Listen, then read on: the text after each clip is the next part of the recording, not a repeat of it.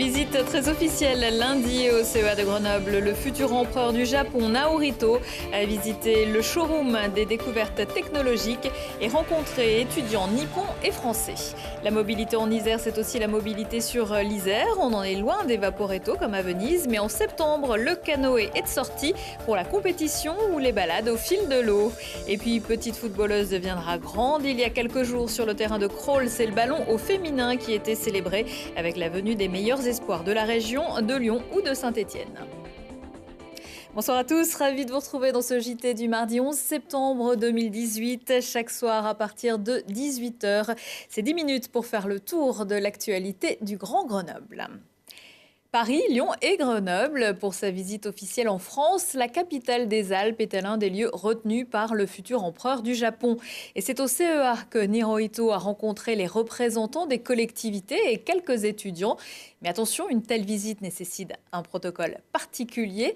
Contrairement à son habitude, Éric Piolle a même dû mettre une cravate. Les explications d'Olivier Escalon. Au fil de son histoire, Minatek a reçu des personnalités prestigieuses, mais jamais une visite n'avait fait l'objet d'un tel protocole. Ce n'est pas tous les jours que l'on reçoit le descendant de la déesse du soleil Amaterasu, le fils de l'empereur du Japon, j'ai nommé le prince Naruhito. En visite en France à l'occasion du 160e anniversaire de la signature du premier traité diplomatique entre les deux pays, l'héritier du trône du chrysanthème a choisi de se rendre au centre de recherche grenoblois pour les nombreux rapports qu'il entretient avec les chercheurs japonais. Et de mémoire de Minatek, on n'avait jamais vu ça. Nous recevons énormément de délégations, mais cette fois le protocole n'était pas décidé par l'ambassade, il était décidé par la maison impériale du Japon, ce qui est le plus haut niveau de protocole dans le monde entier. L'occasion pour la presse française de se familiariser avec quelques règles de bienséance. Interdiction de filmer le prince de dos, interdiction de le dépasser, de mettre un micro devant son visage et a fortiori de lui poser des questions. Une fois tous les journalistes placés bien sagement derrière une ligne, son Altesse impériale visite le showroom. Il découvre quelques technologies développées ici, puis rencontre des chercheurs japonais. En fait, j'étais vraiment impressionnée et j'étais un peu stressée. Et vraiment, il était très, très cordial. Et donc, vraiment, c'est une grande honneur pour moi de rencontrer. Ça fait quelque chose. Hors caméra, le prince héritier s'entretient avec quelques étudiants en japonais de l'université Grenoble-Alpes. Alors, on est rentré 2 heures avant lui. On nous a mis un marquage au sol pour pouvoir s'installer. On était assez près les uns des autres, on était 5, donc 3 étudiants. Et on a dû attendre debout pendant 2 heures, tant qu'il arrive. Une attente qui n'entame pas l'engouement de Thomas. C'est inouï, c'est une chance qui ne se représentera plus jamais, je pense. Il y a tellement peu de Japonais qui le rencontrent, alors des Français, vous imaginez bien que c'est incroyable de le rencontrer. Cette rencontre a ceci d'extraordinaire qu'il s'agit de la dernière visite internationale du prince. Il deviendra empereur du Japon le 1er mai 2019, date prévue du retrait de son père. Et en effet, lorsqu'il sera empereur, Naruhito ne sera plus autorisé à quitter l'archipel nippon.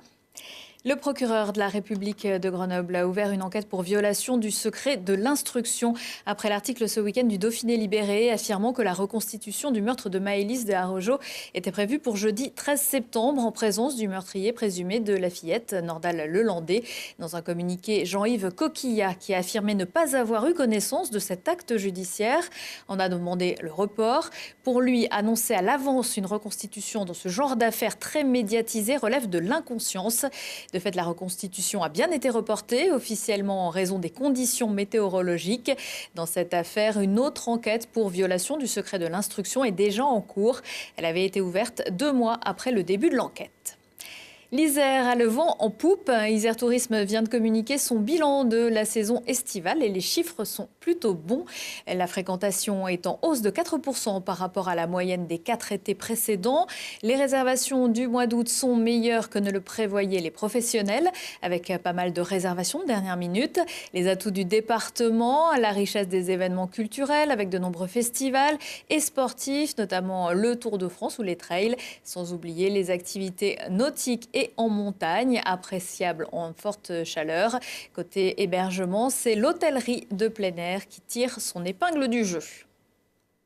Le logement, c'est le premier poste du budget des étudiants. Selon l'indicateur Interasso, Grenoble-Alpes, loyer et charges se montent en moyenne à 430 € par mois.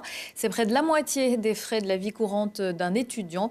Pour tout savoir sur les logements crous ou privés, le Conseil Habitat Jeunes de la Mutualité française organise demain mercredi sa 2e édition du Salon du logement pour les jeunes. L'occasion de rencontrer des bailleurs, mais aussi de s'informer sur les droits et obligations des locataires, les aides dont ils peuvent bénéficier ou encore les solutions pour se meubler à petit prix. Ça se passe dans le hall de l'Hôtel de Ville de Grenoble de 10h à 18h. La vie n'est pas un long fleuve tranquille. Du canoë-kayak en centre-ville de Grenoble, au milieu des bâtiments historiques, l'idée peut sembler saugrenue. Pourtant, dimanche, une compétition réunissait des jeunes de la région sur les eaux de l'Isère, en sprint et kayak cross. Départ en amont du pont de la Citadelle pour une arrivée au-delà du pont Saint-Laurent. On essaie de redynamiser un peu le club en ce moment. Et donc un des objectifs, c'est de montrer qu'on peut organiser des compétitions même si on n'a pas au centre-ville le plus beau des parcours d'eau vive, on n'est pas sur la Plagne, on n'est pas sur des rivières phares des Hautes-Alpes ou de la Romanche tout près de Grenoble. Mais normalement, on peut faire une épreuve, certes pas très difficile, mais avec une certaine visibilité. Et donc on s'est décidé que tous les ans, le club, on a organisé cette compétition de descente au centre-ville de Grenoble pour essayer aussi de faire un peu de la pub pour le club et juste avant la reprise des écoles de pagaie qui reprennent la semaine prochaine dans 3 jours, et montrer à tous les Grenoblois et à la métropole qu'il y a un club de kayak et que tout le monde peut participer. L'année prochaine, on aura toujours le sprint, mais on va ajouter aussi une épreuve de mass start. Donc la mass start, c'est comme en biathlon, on part tous en même temps. Donc on partira d'un peu plus haut d'ici, ça va durer à peu près 20 minutes, on partira de l'île d'Amour là-haut. Et au parc d'Amour. Et je vais l'arriver ici, un départ en ligne. Donc il y aura vraiment un départ pour les compétiteurs.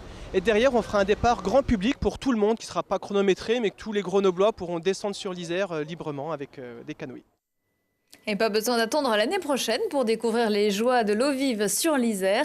Jusqu'à la fin du mois de septembre, l'Office du tourisme de Grenoble propose des balades nocturnes en canoë. Attention, ça mouille, Olivier Escalon. Si dans la région, la Mecque du canoë se trouve en Ardèche, notre département offre aussi aux rameurs leurs premières sensations. Encadrés par l'aviron grenoblois, les participants s'élancent du quai Jonquine à l'île Verte pour 1h30 de navigation sur l'Isère au coucher du soleil. Une traversée relativement calme, mais attention rapide. 22 inscrits participent à cette session, certains un peu moins motivés que d'autres. Ça se passe comme je pensais, c'est-à-dire que j'ai le cul mouillé.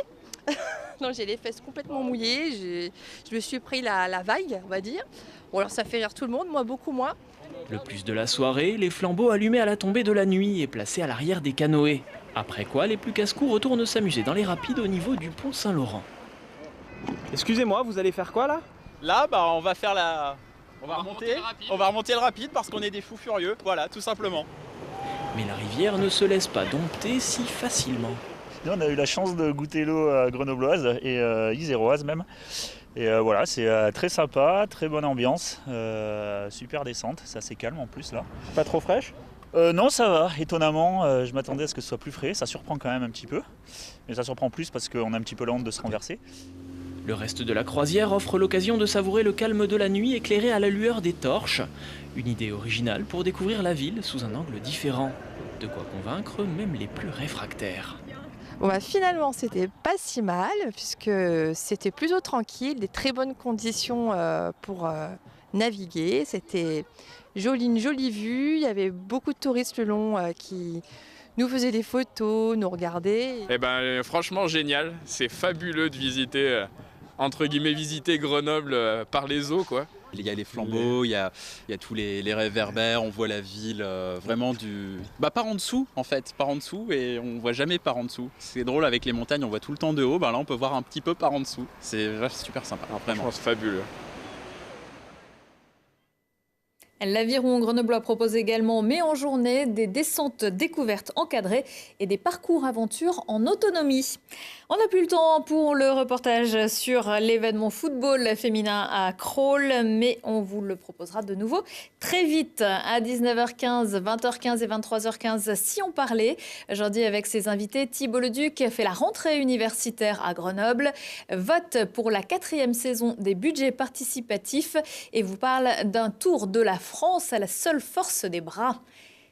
Prochain rendez-vous avec l'actu dans 1 heure et en replay sur télégrenoble.net. Très belle soirée à tous.